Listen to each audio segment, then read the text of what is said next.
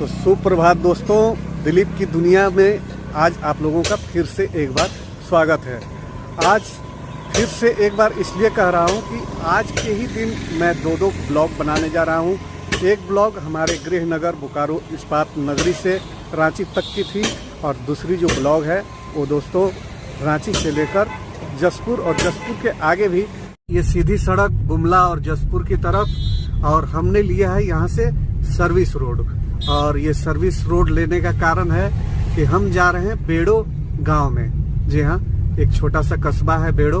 और चलिए देखते और दिखाते हैं आप सबों को कि क्यों जाना पड़ा मुझे बेड़ो गांव में, जबकि हम जा रहे थे जसपुर की तरफ। तो दोस्तों ये एक छोटा सा कस्बा बेड़ो है जो रांची जिला अंतर्गत ही आता है। और हम जिस दुकान को ढूंढ रहे हैं उस दुकान का नाम है सदाबहार। जी हाँ, और पता चल भी गया है वो दुकान कहाँ है। और चलिए पहुँचते हैं सदाबहार में। जहाँ मैं इस वक्त खड़ा हूँ बेड़ो में, वहाँ से जो जगहें आप सबों को दिख रही हैं यहाँ माइल स्टोन पर, जी हाँ बोर्ड स्टोन पर, सो आप देख सकते हैं। सामने ये एक बाबू हमें मिले हैं, जी हाँ, जो हमें रास्ता दिखा रहे हैं और हम उन्हीं के पीछे पीछे जा रहे हैं। और ये हमें ले जा रहे हैं सदाबहार। जी हाँ, हरियाली के जो जुगाड़ सामान बनाती है सदाबहार कंपनी बेड़ो की, ये उनके संयंत्र तक हमें पहुंचाया जा रहा है। और संयंत्र है या शोरूम है वो चलकर ही पता चलेगा। तो ये बाबू घूम गए और हमें भी इनके पीछे घूम जाना है। जी हाँ, कुछ इन तंग गलियों से होकर हमें गुजरना पड़ेगा सदाबहार तक पहुंचने के लिए। ये रास्ता है। तो ये रहा दोस्तों सदाबहार। जी हाँ, एग्री मशीनरी मार्ट। और इसे ही ढूंढ रहे थे इस छोटे से कस्बे में बेड़ो में। और देख सकते हैं क्या क्या तैयार होता है यहाँ पे। तो दोस्तों बेड़ो की गलियों में जिस चीज के लिए भटक रहे थे वो चीज हमारे सामने प्रस्तुत है। जी हाँ, ये एक्स है, टंगिया, टांगी, कुल्हाड़ी, कुछ भी कह सकते हैं।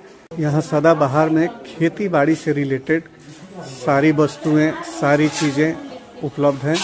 कई तरह के ट्रैक्टर्स हैं, जनरेटर्स हैं, हल हैं। जी हाँ, और धान कूटने की मशीन से लेकर और बहुत भी कुछ है जो यहाँ आप सबों को दिख रही है। और जो यहाँ दिख रहा है वो तो कुछ भी नहीं है। अगर इस तल के ऊपरी तल पर आप जाएंगे तो आपको काफ़ी कुछ चीज़ें देखने को मिलेंगी, परंतु वक्त की कमी की वजह से आज हम इस तल के ऊपरी तल की तरफ नहीं जाएंगे। तो ये बाहर भी कुछ मशीनें शायद बिक्री हो चुकी हैं और ये अपने नए मालिक के इंतज़ार में खड़ी हैं। जी हाँ, इस तरफ। और यहाँ भी एक विशिष्ट ट्रैक्टर। तो यहाँ जो कुछ भी है वो एग्रीकल्चर से जुड़ा हुआ है, खेती से जुड़ा हुआ है। और यहाँ एक लदी हुई यहाँ पे, फिर एक यहाँ भी, और ये नाम है। जी हाँ, बेड़ो, रांची, झारखंड। बूंदाबांदी का माहौल फिर से शुरू है। पिछले 3-4 दिनों से बूंदाबांदी नहीं, अच्छी खासी बरसात हुई थी और मुझे लगता है वो साइक्लोन का असर था। और काफी दूर दूर तक काफी सुहाने दृश्य हैं, परंतु कुछ बादल, कुछ कोहरे टाइप के मौसम ने उन दृश्यों को ढक रखा है, छुपा रखा है अपने पर्दे के पीछे। और जैसा कि आप हमारी गाड़ी के शीशे पर देख रहे हैं किस टाइप की बूंदाबांदी हो रही है। तो मित्रों कुछ इस प्रकार से है हमारा गुमला जिला। जी हाँ, देख रहे हैं ये छोटे छोटे पहाड़ों पर ये हरियाली, सामने खेत जो इंतज़ार कर रहे हैं अपने सीने पर धान के बुए जाने का। कुछ मवेशियाँ चरती हुई, जी हाँ, सामने के खेतों में। और यहाँ कुछ सफ़ेद चट्टानें और चट्टानों को चीरती हुई ये थोड़ी बहुत हरियाली। काफ़ी मनोरम दृश्य है, काफ़ी अच्छा फील हो रहा है। अभी थोड़ी देर पहले बूंदाबांदी हो रही थी और अभी कुछ मौसम प्लेजेंट हो चुका है, कुछ राहत है, बूंदाबांदी बंद है। तो दोस्तों बातें करते करते हम पहुंच गए गुमला, और ये है गुमला का बस स्टैंड वाला चौक। और यहाँ से हमें लेफ्ट लेना है, बाएं की तरफ जाना है, और यहाँ से जसपुर 56 किलोमीटर है, और दाहिने जाएंगे तो लोहरदगा 51 किलोमीटर। हमारे कदम और हमारे गाड़ी के जो पहिए हैं, कदम तो नहीं, हमारे गाड़ी के जो पहिए हैं काफ़ी तेज़ी से छत्तीसगढ़ की तरफ बढ़ते हुए, और झारखंड जो है छत्तीसगढ़ का भाई है, सहोदर भाई ही है, क्योंकि छत्तीसगढ़ और झारखंड के निवासियों की जो बोली चाली है लगभग सेम है, जो बॉर्डर एरिया में है, और जो भूभाग है, जो भौगोलिक स्थिति है, पेड़ पहाड़ पठार, वो दोनों एक दूसरे से मैच करते हैं। और हरियाली के मामले में भी छत्तीसगढ़ जो है वो झारखंड से कहीं कम नहीं है, बराबर ही कहे जाएंगे। और मुझे तो लगता है कि छत्तीसगढ़ को कुछ हरियाली अधिक मिली हुई है, छोटे छोटे पहाड़ियाँ जो हैं वो अधिक मिले हुए हैं, जलप्रपात झरने भी काफ़ी अधिक मिले हुए हैं। अगर पूरे छत्तीसगढ़ को घूमकर देखा जाए तो हम लोग गुमला से बाहर निकल चुके हैं, और अब हमारे जो कदम हैं वो जसपुर की तरफ बढ़ रहे हैं, और बड़े आतुर हैं हम बड़े आतुर हैं हम उन सबों से मिलने के लिए जिनसे मिलने के लिए हम ये इतनी लंबी दूरी आज तय करने जा रहे हैं। तो चलिए दिखाएंगे किनसे मिलने हम जा रहे हैं और कहाँ जा रहे हैं। सो हम सबों ने एक छोटा सा ब्रेक लिया था इस गाड़ी को फ्यूलानंद देने के लिए, और इस तरफ कुछ इस टाइप की हरियाली है, पता नहीं किस चीज़ के पेड़ हैं, सुपारी के तो नहीं लगते, परंतु फल जो इसमें लगे हुए हैं कुछ उसी प्रकार के दिख रहे हैं। आप में से कोई भाई मित्र अगर जानते होंगे ये किस चीज़ के फल हैं और ये किस चीज़ के वृक्ष हैं, तो ज़रूर कमेंट के माध्यम से मुझे भी बताएं, ताकि मेरी भी जानकारी है जो थोड़ी बढ़े। और इस फ्यूल स्टेशन पर ये छोटा सा पार्क और ये थोड़ी सी हरियाली, और इस हरियाली के बीच ये किसान भाई, जी हाँ किसान ही लग रहे हैं, परंतु ये व्यापारी ज़्यादा लग रहे हैं, किसान व्यापारी होंगे, क्योंकि इनके इस बैल पर जो है नंदी बाबा के ऊपर जो है कुछ एक बोरा रखा हुआ है, शायद अनाज की बोरी होगी, और इनके पीठ पर एक पोटली है, हो सकता है वो अपना दाना पानी उसमें बांध कर चले हों, और पैदल की यात्रा होगी शायद। तो दोस्तों इस रूट का एक खास मोड़ है ये, जहाँ से बाबा टांगीनाथ धाम जाया जाता है इस तरफ को, और हम यहाँ से हो जाएंगे बाएं जसपुर के लिए, और बस चंद सेकंड के बाद हमारा सामना होगा शंख नदी से, और नाम लेते ही शंख नदी हाजिर है, और यहाँ से हमारा झारखंड हम सबों के पीछे छूट जाएगा। और अब स्वागत है हमारा छत्तीसगढ़ के जसपुर जिले में। जी हाँ, तो छत्तीसगढ़िया सबले बढ़िया। सो प्रवेश करते हैं अब छत्तीसगढ़ में इस शंख नदी को पार करते हुए, और धारा देख रहे हैं जो पिछले 4-5 दिनों से बरसात हुई है उसी की ये धारा है, और ये उफनाई हुई शंख नदी। और बाएं साइड भी देख लीजिए शंख नदी का नजारा। और यहाँ से दोस्तों पत्थलगांव 135, कुनकुरी 70, जसपुर 30 और रायपुर 483 किलोमीटर है। संबलपुर भी जा सकते हैं इस रास्ते से होकर।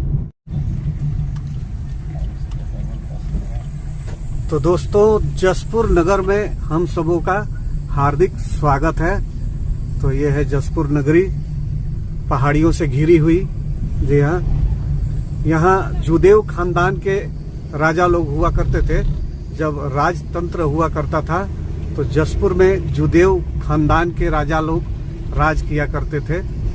काफ़ी शांत छोटा सा ये शहर है जसपुर नगर जो है, और काफ़ी अच्छा लगा। लोग भी ठीक ठाक हैं, सीधे साधे, और ज़्यादा शोर शराबा नहीं है। प्रदूषण भी ना के बराबर ही है। तो जसपुर नगर को अब हम अलविदा कहते हैं। जी हाँ, अंदर एक राउंड मार के देखा हमने, तो काफ़ी अच्छा लगा ये जसपुर। और अब हम बढ़ेंगे कुनकुरी की तरफ। जी हाँ, तब से जसपुर जसपुर चिल्ला रहे थे, और अब हम आवाज़ लगाएंगे कुनकुरी की। तो चलिए कुनकुरी की तरफ बढ़ते हैं। तो मित्रों, इस तरफ रह गया हमारा जसपुर लगभग 1.5 किलोमीटर, और इस तरफ है कुनकुरी जहां हमें जाना है। कुनकुरी से और आगे जाएंगे हम कांसाबेल, बागबहार, माकरचुआ के करीब पहुंचना है।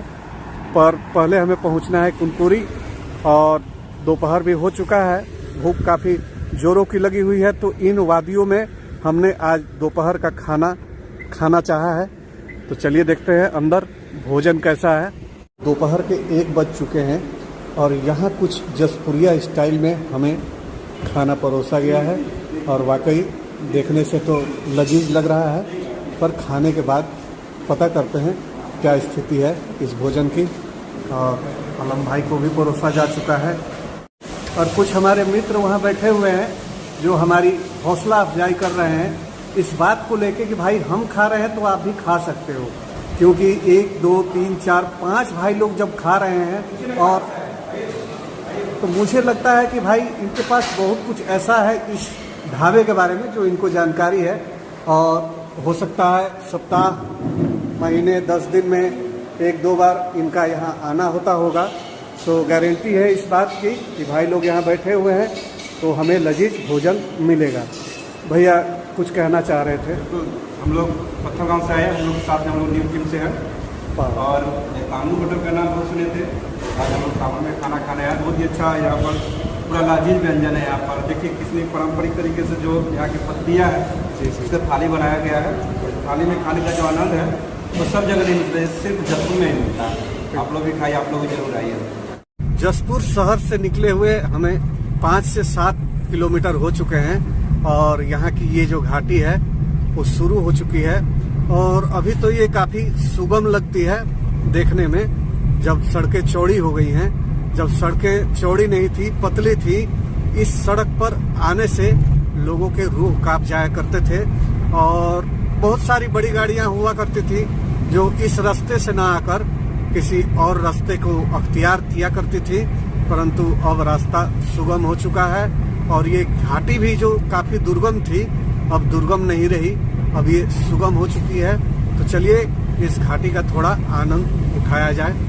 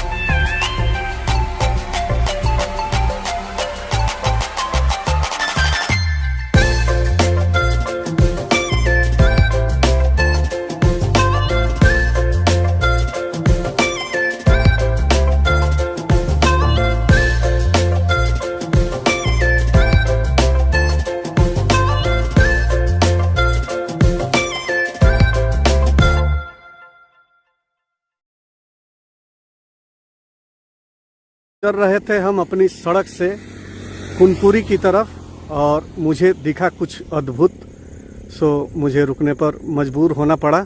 और ये सामने आप देख रहे होंगे छोटी छोटी पहाड़ियाँ जिन्हें कुहासे ने ढक रखा है, परंतु इन पहाड़ियों में मुझे कुछ दिखा खास जो आप सबों के भी दिल के होगा काफ़ी पास। तो जी हाँ, शायद आप सबों को दिख रहा होगा, ये जी हाँ शिवलिंग एक टाइप का, और ये हमारे भगवान शिव जी का सिंबल, हर हर महादेव। और कहते हैं दोस्तों, यहाँ के स्थानीय लोग कहते हैं कि एशिया का ये सबसे बड़ा शिवलिंग है। हो सकता है, मैं इसे नकार नहीं सकता, परंतु बहुत से भाई लोग जो दावा करते होंगे वो शायद पूरा एशिया नहीं घूमे होंगे। सो ऐसा दावा वो कर सकते हैं, उनका फर्ज बनता है। उनके गांव के आसपास इन पहाड़ियों में बसा ये शिवलिंग सा स्वरूप, जिसे लोग शिवलिंग का ही दर्जा देते हैं दोस्तों। और इन्हें नाम दिया गया है मधेश्वर महादेव। और ठीक इस पहाड़ी के नीचे एक छोटा सा डैम है और उस डैम का नाम है मयाली डैम। जी हाँ, मयाली डैम, मनाली नहीं सोचिएगा, मनाली हिमाचल में है। ये अभी हम छत्तीसगढ़ की बात कर रहे हैं। जी हाँ, अद्भुत नज़ारा है और वाकई शिवलिंग जैसा ही दिख रहा है ये शिला, ये पर्वत। तो मित्रों, कुनकुरी से निकलने के बाद हमारा स्वागत ये सड़क कुछ इस प्रकार से कर रही है। हालांकि ये आज दर्द दे रही है, परंतु आने वाले समय में ये काफ़ी सुखमय यात्रा करवाएगी हम सबों का। तो दर्द के आगे सुख है भाई, दर्द नहीं झेलेंगे तो सुख भी प्राप्त नहीं होगा। तो ये सड़क का बनना काफ़ी ज़रूरी था। और देखने में ये आप सबों को एक नॉर्मल सड़क दिख रही होगी, परंतु ये नेशनल हाईवे है जो अंबिकापुर, सतना, कटनी, रीवा, जबलपुर, इस तरफ मध्य प्रदेश की साइड जहाँ कहीं भी जाना हो ये सड़क ले जाएगी। और कंस्ट्रक्शन का काम काफ़ी जोरों पर है। हम लोग भी जो अभी पीछे छोड़ के आए हैं, जो हिस्सा जो कि चकाचक था, वो भी कुछ समय पहले ऐसे ही था, इससे भी बुरा था। ये तो कंस्ट्रक्शन वाली सड़क है, उस वक्त तो कंस्ट्रक्शन का किसी ने सोचा भी नहीं था। तो काम तेजी पर है और बिल्कुल प्रगति पर है। और मुझे लगता है कि आने वाले कुछ महीनों में जब हम इस तरफ आएंगे तो ये सड़क हमें चकाचक मिलेगी, बिल्कुल सनान रोड मिलेगी। इस मार्ग से हम गुजर रहे थे और इस नदी ने हमारा रास्ता रोका। जी हाँ, इस सुरम्य दृश्य ने हमारा रास्ता रोका। और कुछ इस प्रकार से कलकल बहती हुई नदी और नदी के किनारे एक प्यारा सा छोटा सा मंदिर और काफ़ी सुंदर दृश्य। रुक गए हम थोड़ी देर के लिए। ये जगह है बंदर चुआ और बंदर चुआ से हमने लिया है एक शॉर्टकट ये माकर चुआ के लिए। जी हाँ, बंदर चुआ से माकर चुआ, दूरी लगभग 23 किलोमीटर। और बस निकल पड़े एक ऐसे रास्ते से जो छत्तीसगढ़ के गांव और देहातों से हम सबों को रूबरू करवाएगा। तो चलिए चलते हैं बंदर चुआ से माकर चुआ। तो मित्रों, अभी हम हैं छत्तीसगढ़ के मेन रोड से अंदर। जी हाँ, छत्तीसगढ़ के अंदरूनी हिस्से में। और कुछ सालों पहले भी मैं इस सड़क पर आ चुका हूँ। इस सड़क की जो सेहत थी इतनी दुरुस्त नहीं थी, काफी बुरी हालत में थी ये सड़क। परंतु जब से इस प्रदेश के जो वर्तमान माननीय मुख्यमंत्री हैं, उनका भी निवास स्थान इसी सड़क पर है, तो जब से वो मुख्यमंत्री बने तो इस सड़क के हेल्थ का कुछ विशेष ध्यान दिया जाने लगा। और ये सड़क बनकर देखिए आप सबों के सामने कुछ इस तरह से तैयार है। ये सड़क हमें ले जाएगी फरसा बहार, पर हमें फरसा बहार नहीं जाना है, हमें जाना है दोकड़ा। और दोकड़ा से लेना है राइट। और फिर देखते हैं आगे कहाँ ले जाती है ये सड़क। पर हमारा फाइनल डेस्टिनेशन जो है वो है माकर चुआ। सुबह को निकले थे अपने गृह नगर बोकारो इस्पात नगरी से और चलते चलते चलते शाम के 4 बज चुके हैं। और हमारा जो गंतव्य है, जहाँ तक हमें पहुँचना था माकर चुआ, बस 4 किलोमीटर की दूरी और रह गई है। और आप ये दोनों तरफ देख रहे हैं पलाश के पेड़, तो झारखंड हमारे पलाश की पहचान है। और यहाँ भी वो दिख रहे हैं, कुछ और भी झाड़ियाँ दिख रही हैं जो हमारे झारखंड में हर जगह पाई जाती हैं। सो यहाँ भी दिख रही हैं। तो चलिए, ग्रीन झारखंड और ग्रीन छत्तीसगढ़ दोनों भाई भाई, हरियाली दोनों का साथी। तो मित्रों, जब जब भी मैं इस तरफ आया हूँ, माकरचुआ को आया हूँ, मेरा दिल वाकई गदगद हो जाया करता है। एक दिन की छुट्टी ही मुझे 10 दिन की प्रतीत हुआ करती है और बहुत ही प्रसन्न है आज हमारा ये मन, और अपने आप को यहाँ पाकर और हरियाली के बीच पाकर। वरना शहरों में हरियाली तो होती है, परंतु एक तरह से वो आर्टिफिशियल लगती है, बनी बनाई लगती है इसकी हमें ज़रूरत है तो इन्हें यहाँ होना चाहिए।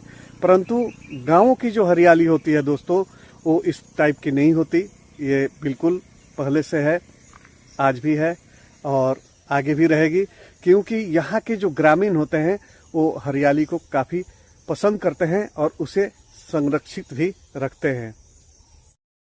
ये सामने जो वृक्ष है, ये डूमर का वृक्ष है, जो हमारे यहाँ भी झारखंड में भी बहुतायत पाए जाते हैं। और ये है अकेसिया। जी हाँ, इसका और भी कोई नाम हो सकता है, परंतु हमारे बोकारो स्टील के ग्रामीण क्षेत्र में इसे अकेसिया वृक्ष के नाम से जानते हैं, जो यहाँ भी मौजूद है। और साल का वृक्ष है ही, जिसे हम सखुआ भी कहते हैं। और कहुआ का वृक्ष यहाँ भी है। महुआ तो है ही है झारखंड का, और यहाँ का दोनों जगह का फेवरेट महुआ का पेड़। और दोस्तों, कितने भी पेड़ों को कोई भी नुकसान पहुँचा ले, खास करके ग्रामीण, पर एक पेड़ को कभी नुकसान नहीं पहुँचाया जाता है, और वो पेड़ है महुआ। चाहे वो झारखंड हो या छत्तीसगढ़, दोनों ही जगहों में महुआ के पेड़ संरक्षित हैं। और ये गांव वाले के तरफ से संरक्षित हैं। वन विभाग वाले तो हर पेड़ को संरक्षित रखते हैं, पर गांव वाले विशेषकर महुआ के पेड़ों को नुकसान नहीं पहुंचाया करते। इसके क्या रीजन है, आप कमेंट सेक्शन के माध्यम से हमें जरूर बताइएगा। तो हम लोग यहाँ रुके थे एक छोटे से सुसुआनंद के लिए, और सुसुआनंद हम लोगों ने ले लिया है। और अब हम चलते हैं माकरचुआ की तरफ, जब बस थोड़े ही किलोमीटर की दूरी पर है, शायद 2 या 3 किलोमीटर हो। मित्रों, फाइनली अंतत्वगत्वा हम पहुंच ही गए माकरचुआ, और बस थोड़ी ही देर में हम मिलेंगे अपने हमदम, अपने मित्र से। तो माकरचुआ पहुंचकर काफी अच्छा महसूस कर रहा हूं। काफी दिनों बाद यहाँ आने का मौका मिला है, सो काफी गुड फील हो रही है। बस मौसम थोड़ा पसीने वाला है, उमस भरी गर्मी है, और हो भी क्यों ना, बारिश हुई है। और बारिश के बाद तो जब धूप पड़ती है तो उमस होता ही है।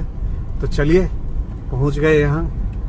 इंतजार की घड़ी समाप्त हुई दोस्तों, और सामने जो बच्चे आपको बैठे हुए दिख रहे हैं, जी हाँ, वही है हमारा लास्ट डेस्टिनेशन। और वहीं से हमें लेफ्ट घुसना है, जी हाँ, उस छोटी सी झोपड़ी की तरफ। तो दोस्तों, कल मैं जैसे ही माकरचुआ गांव पहुंचा, चिंतामणि जयपुरी भैया के यहाँ, वैसे ही मेरी जो फोन की बैटरी है वो जवाब दे चुकी थी। और उनके यहाँ भी कई दिनों से लाइट नहीं आई थी बारिश की वजह से, तो मेरा फोन वहाँ चार्ज नहीं हो पाया, और सुबह सुबह ही मुझे निकलना पड़ा अपने घर की तरफ वापसी के लिए, अपने झारखंड के लिए, अपने इस्पात नगरी बोकारो के लिए निकलना पड़ा।